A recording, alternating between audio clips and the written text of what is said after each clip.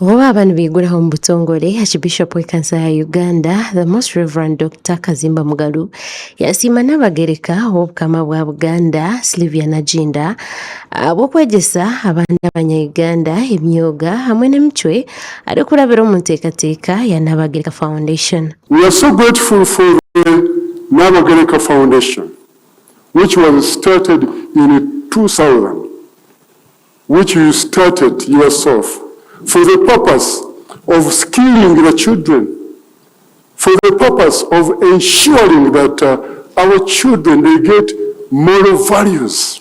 Oyaba n'agamba nk'omugenyi mukuru Nabagereka Sylvia Najinda Luswata yashabye Ekanisa ya Uganda kurebuka ngu yahereza obwire bukumara abantu abarikuza kuza Omubushwere. It is believed that premarital counseling under the Church of Uganda, and please correct me if I'm wrong, but it's believed that it's often treated as a formality, like a rubber stamp or marriage certificate for a marriage certificate, because it may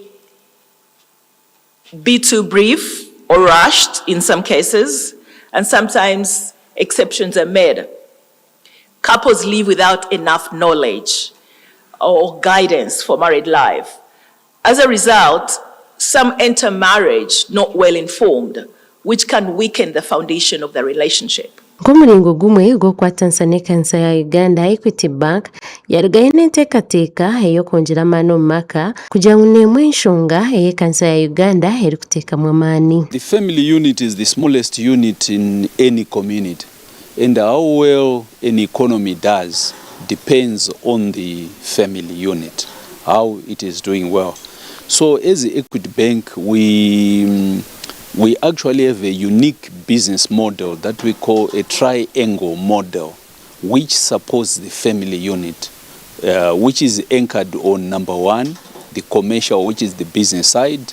We also have the social investment side. Abitendekero lya Uganda Christian University aho mukoro ogu ogw'Abannamunana ehigwaba bayayo kurebuka ngu bateeka mu nkora ebigambo by'omugenyi mukuru bakwatanise n'Ekanisa ya Uganda kurebuka ngu batunguura abantu.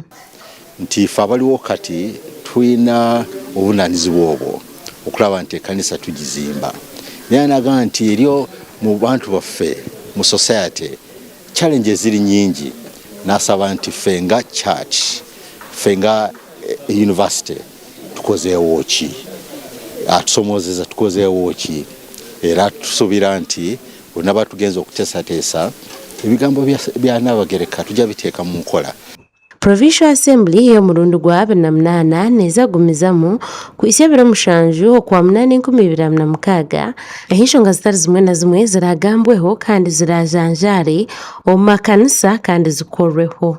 Amakuru aga gashakwa Jenan Mwebembezi omuri Mukono.